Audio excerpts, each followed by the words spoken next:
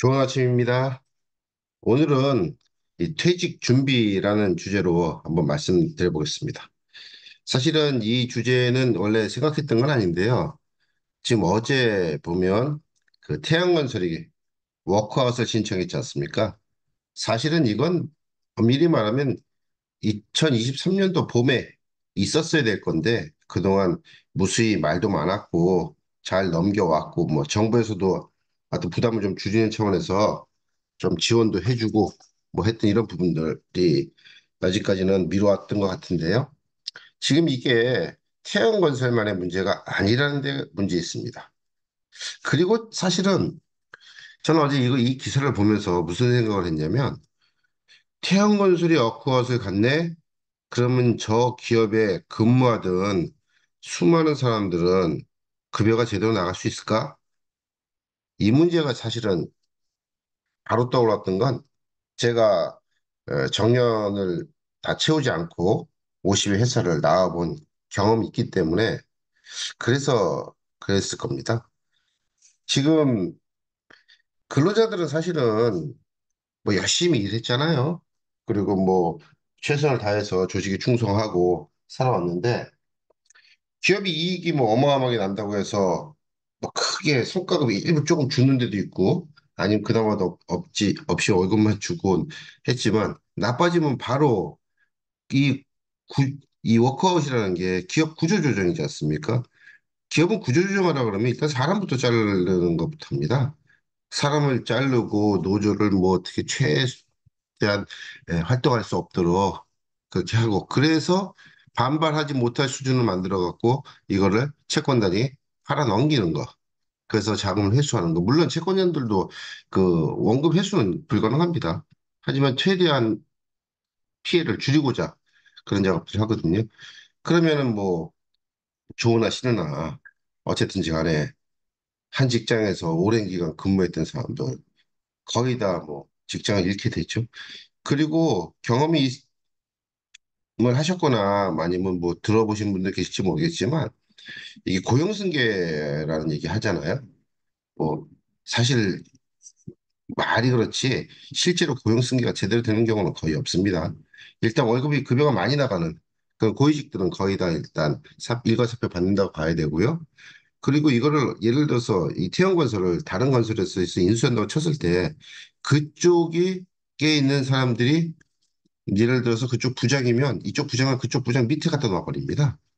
그러니까 이게 뭐 자신이 형편없어지죠. 실제로 뭐 기업을 인원을 줄여가지고 그대로 승계해가지고 그대로 유지하는 경우도 뭐 경영진들 몇 명만 와서 하는 경우도 덜어 있긴 합니다만 대부분의 경우는 어쨌든 간에 이 회사가 다른 회사로 넘어가게 되면 기존에 있었던 분들은 거의 뭐 시간의 문제지 다 이직을 하고 하는 게 거의 뭐 거의 대부분입니다. 자, 근데 이게 지금 태형건설이 워커스를 신청했다는 이게, 자, 보시면, 금리나 논의가 있었네, 뭐 부동산 시장이 심상치 않네, 어쩌고 저쩌고 하는 것. 지금 미국의 그 임대용 부동산이라든가 이 사무용 부동산들 같은 경우 지금 난리도 아닙니다. 지금 얼마 전에도 그 부동산 관련된 공유 오피스 하던 데가 파산했죠? 우리나라도 만만치 않습니다. 지금 보시면 과거에 조금 구하기 어려웠던 이 사무공간, 사무실들 같은 게 너무 많이 나와 있습니다. 안 된다는 얘기죠. 그럼 뭐 여러분들 들어보셨겠지만 지금 뭐 각 저기 노도광이라고 해서 노원, 도봉, 강북 이쪽의 아파트들 막 연끌해갖고 어마어마하게 사댔지 않습니까? 엄청 떨어졌습니다. 이자는 2배 이상 올랐습니다. 이게 쉬운 문제가 아닌데요. 문제는 이게 부동산 값이 올라가면 그 금리가 내려가면 그건 괜찮은데 금리가 내려가는 건 굉장히 오래 걸릴 겁니다. 그러니까 뭐 내린다 해도 찔끔찔끔 내리고요. 앞으로 옛날 같은 뭐 제로금리 가까운 그런 금리 볼 일은 별로 없고요. 고금리는 일정 부분의 고금리는 계속 유지될 가능성이 매우 높고요. 그렇다 그러면 부동산 전망은 매우 어렵습니다. 근데 지금 우리 직장인 분들 같은 경우 자산이라고 해야 융자가 좀 있거나 없거나 해서 아파트 한 채, 그리고 뭐 현금성 자산 몇 천만 원, 이게 전부잖아요, 사실은. 대부분 다 그렇지 않습니까? 근데 이 아파트가 융자가 없으면 그나마 좀 나은데, 융자가 있으면 이자가 지금 비싼데, 이게 만약에 태형건설의 어떤 직원이라면, 이 감당되겠습니까, 이게? 이게 사실은 큰 위기다, 이 부동산 문제도. 또 하나, 이 가계부채 지금 어마어마하거든요. 뭐 지금 이거 뭐 OECD 1위라고 할 정도로 우리가 가계부채가 제일 높은데, 이거 못 갚으면 터지면 어디로 갈까요? 은행으로 가지 않습니까? IMF가 뭐 사실은 옛날에 한번 했는데 이제 다시는 안 할 것이다. 장담하기 어렵습니다. 세계 5대 부기였던 아르헨티나 같은 경우는 IMF를 7번인가 8번 받았어요. 더 받을 수도 있습니다. 제가 아는 것만 그러니까. 그러니까 이거 사실은 이것도 굉장히 심상치가 않습니다. 자, 이런 얘기를 하는 이유는 좀 준비하시지 않은 이런 말씀 드리고자 하는 겁니다. 사실은 이 채널의 근본 목표가 전직자 교육입니다. 지금 현 재직하고 있을 때 다행히 퇴직이 얼마 남지 않은 정년에 가까우신 분들 또는 제일 위험한 40대 중후반에서 50대 초중반 한참 벌어서 지금 이제 좀 뭔가 좀 이루어야 되는 이때 뜻하지 않게 직장을 옮기셔야 되는 중도퇴직하셔야 되는 분들 이런 분들이 경기가 침체되어 있는 상황에서 전직이 매우 어렵다는 사실 그렇기 때문에 어떤 형태든 간에 창업을 해서 그 창업을 가지고 향후에 미래에 안정적인 소득을 추구해야 되는 이런 상황을 상정하고 이 채널을 운영하는 겁니다. 왜냐하면 실제로 제가 경험했던 그런 처지이기 때문에 그 과정이 사실 만만치가 않습니다. 그래서 조금은 편안하게 접근해야 되는데 제가 경험했던 거 그대로 말씀드리면요. 전직하려고 알아보면요. 기존 직장보다도 훨씬 낮은 조건의 열악한 상황으로 어찌어찌하면 갈 수 있습니다. 그것도 50세 초반까지는 가능합니다. 근데 초반이 넘어가면요. 거의 불가능합니다. 물론 기술직이시거나 연구직, 뭐 특별한 기술 이런 걸 가지고 계신 분들, 뭐 그런 분들은 조금 나아요. 그것도 50대가 넘어가면요. 그런 기술도 사실 잘 먹히진 않습니다만 어찌됐든 간에 사무직 근로자들 같은 경우는 사실은 전직이 굉장히 어렵습니다. 그런데 지금 40대 중반, 50대 초반 아이들이 한참 중고등학교 다닐 가능성이 높잖아요. 돈 무지하게 많이 들어갑니다. 어쨌든 대학은 보내야 되잖아요. 그러려 그러면 이 과외비 만만치 않고요. 요즘 아이들은 뭐 휴대폰도 뭐 애플폰인가? 뭐 우리 사과폰 이런 거 쓰지 삼성 안 씁니다. 중고등학생도 보세요. 거의 삼성 안 써요. 그 뭐 패드도 사줘야 돼. 뭐 노트북도 사야 돼. 뭐 살 게 많습니다. 해줘야 될 게 많고요.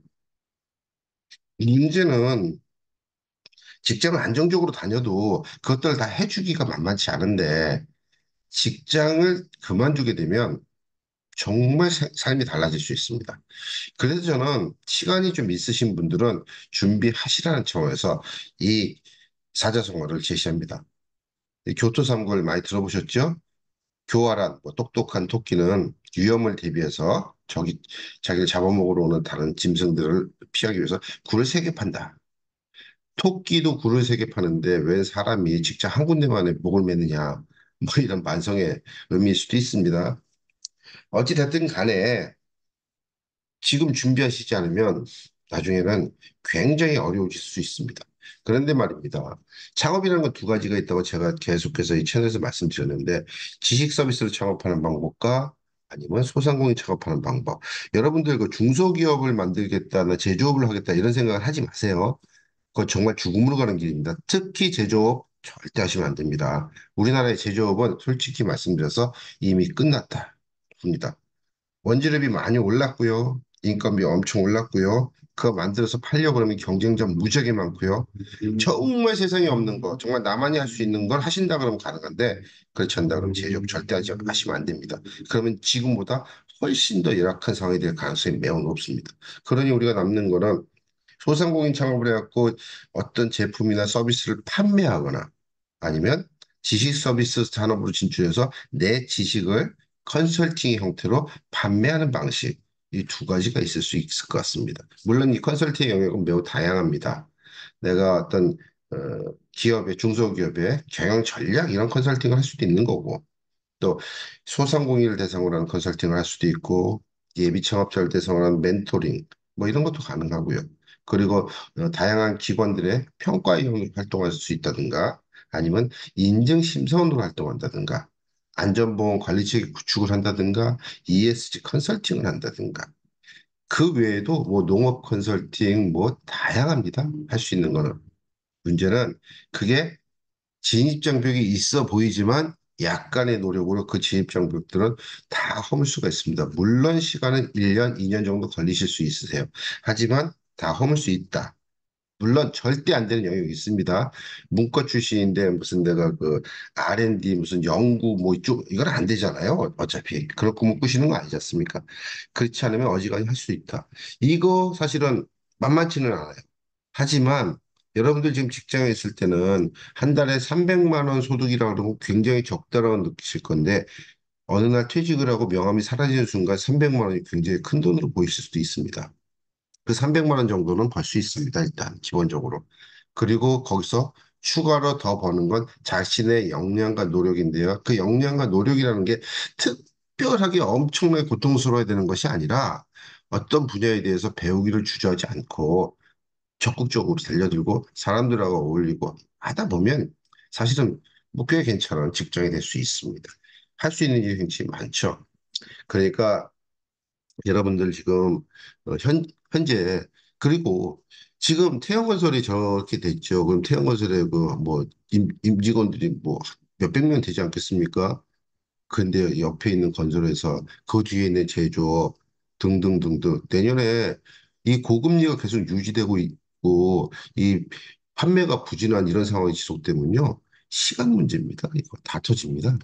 이거 터져서 제조업 뭐 건설 원래 옛날에 IMF 때도 한복 뭐추에서 시작된 거잖아요. 사실은 터지다 보면 이게 다음에 뭐 저축은행 뭐 증권사 그래서 막 시중은행 넘어가 버리면 와르르 무너지면 그때는 누구도 감당하지 못합니다.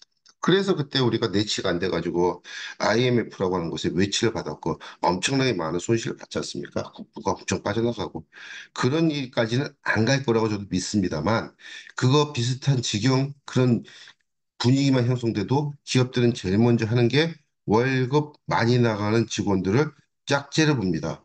누굴 자를까? 누구도 거기서 자유롭기가 힘듭니다. 그러니까 여러분들 직장을 너무 믿지 마세요. 직장에 올인하시면 안 됩니다. 옛말에 남의 일에 땀 흘리면 삼년을 빌어먹는다. 뭐 이런 속담도 있습니다. 저도 직장에 굉장히 열심히 했던 사람인데요. 직장은 결코 나를 봐주질 않아요. 어려워지면 뭐 그, 그 사람이 잘했건 못했건 얼마나 했든 이런 것들 누가 신경을 쓰겠습니까? 그러니까 여러분도 비슷한 처지시니까요.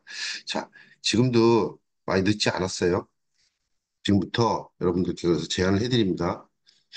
일단 그 사무직 근로자고 40대, 50대시면 경영 지도사 자격 취득을 권해드립니다. 자격증만 있다고 해서 일하는 거 절대 아닙니다. 자격은 자격인데요. 문제는 운전을 하고 싶은데 운전면허가 없으면 못 하잖아요. 경영지도 자격이 없어도요. 지식 서비스 산업으로 진출해서 갈 수 있는 방법은 많습니다. 이건 수단이에요. 이거 없어도 이 사람이 엄청난 그 퍼포먼스를 할 수 있는 역량이 있다. 그 증명이 된다 그러면 그걸로 충분히 됩니다. 무슨 박사학위가 있다든지 아니면 무슨 고도의 경력이 있다든지 하면 충분히 가능합니다. 하지만 그런 것이 없는 평범한 사무직 근로자라 그러면 최소한 자기가 어떤 라이센스가 하나 있으면 일단 사회적으로 받아줍니다. 이 중소벤처기업부 1급 자격증인데 취득하기는 어떤 1급 자격증보다도 심지어는 제가 이렇게 말씀드리면 뭐 욕하시는 분도 있을지 모르겠지만 경험상 에, 중개사 시험보다도 이거는 쉽지 않은가. 제가 중개사 시험도 봐봤거든요. 어유 그거 만만치 않더라고요. 같은 건 그래서 열심히 하면 한 1년 정도면 어지간히 따실 수 있고요. 그걸 따는 건 중요한 게 아니라 그 따기 전에 이걸 따면 어떤 일을 할 수 있는 건지에 대해서 제가 앞으로 다 알려드릴 거거든요. 그럼 그 일을 나오시게 준비를 하셔라. 그 준비는 뭐냐? 중소기업이나 사업자 등록을 가진 분들하고 많은 네트워크를 가져라. 그들에게 내가 뭘 줄 수 있는지 그 꼭지를 가지고 내 걸 만들었고 역량을 키우셔라. 그러면 시장이 나와도요, 솔직히 말씀드려서 그 정도, 제가 만약에 직장에서 그 정도 준비가 나왔다 그러면 전 첫 해에 지난 5년 전에 5년 더 됐구나, 이제. 6년 됐나 보네요. 그때 아마 모르긴 해도, 그때 돈으로 한 1억은 벌었을 것 같아요. 이거는 제조업체 10개만 알고 있고, 뭐 10개, 20개 정도만 알고 있고, 뭐 소상공인 한 100여 명만 알고 있으면 세상 이렇게 돈 벌기 쉬운 자격이 없습니다, 이거. 뭐 소상공인 시장 진흥공단도 갈 수 있고, 뭐, 각종 컨설팅, 바우처, 할 게 너무 많아요. 그러니까 그런 부분은 제가 앞으로도 지속적으로 알려드릴 겁니다. 그래서 이 채널에서는 경기도 자격을 따서 흔히 말하는 독고다이로 개인 사업자로 달려갈 수 있는 게 1편이고요. 2편은 이걸 법인화해서 그 사업하는 방법, 3편 가면 소상공인 창업하는 방법에 대해서 제가 이렇게 챕터를 나눠서 알려드리는데요. 지금 뭐 저도 뭐 현업이 있고 연말연시에 바쁜 일들이 있어서 자주는 못 올리지만 틈나는 대로 제가 생각나는 대로 그래서 이 부분은 제가 여러 번 말씀드리지만 이거 편집을 따로 할 시간도 없고요. 그리고 원고를 굳이 만들어서 이렇게 너무 크게 뭐 딱딱 맞춰서 하고 싶은 생각도 별로 없습니다. 시간도 부족하고요. 그러니까 이렇게 편안하게 말씀드리는 점은 좀 양해해 주시고요. 어찌 됐든 간에 지금 시장은 매우 어려워지고 있다. 근데 준비하지 않으면 다가오는 상황에서 그 칼이 내 목에 떨어지면 나는 물론이와 내 처자식이 매우 힘든 생활을 할 수 있다라는 점을 충분히 고민하시고요. 지금부터라도 자 경기도 자격을 취득한다. 내가 그리고 이 자격을 가지고 나왔을 때 필요한 중소기업 대표들, 소상공인들, 이런 사업자 등록을 가진 분들, 이런 분들하고 친교를 맺는다. 여러분들 초중고등학교, 대학교 이런 네트워크 찾아보시면 친구들 많고요. 또 지금 현직에 있을 때는요, 그런 중소기업 관련된 사람들하고 만나면 좀 다소 쉽죠. 현직에 나와서 보면 지금 여러분들이 중소기업 대표들이 여러분들의 하청기업일 수 있고 여러분들이 갑일 수 있으나 퇴직을 하면 그들이 갑이 되고 여러분들이 을이 될 수 있습니다. 그러니 지금 서로 갑을 관계를 조금 희석시켜서 친교 관계를 깊이 해두시면 그리고 뭐 안타깝지만 그동안 뭐 동창회 동문회 잘 안 다니셨던 분들은 지금이라도 얼른 투항하셔서 자, 좀 가까이 하시면 그러면 그분들이 다 여러분들이 수익을 창출할 수 있는 방법이고 수단이고 목표가 될 수 있으니까요. 여러분들 그런 점들 좀 명심하셔서 다가오는 이 위험에 조금은 준비할 수 있는 그런 삶 되시기를 기원합니다. 오늘은 여기까지 하겠습니다. 감사합니다.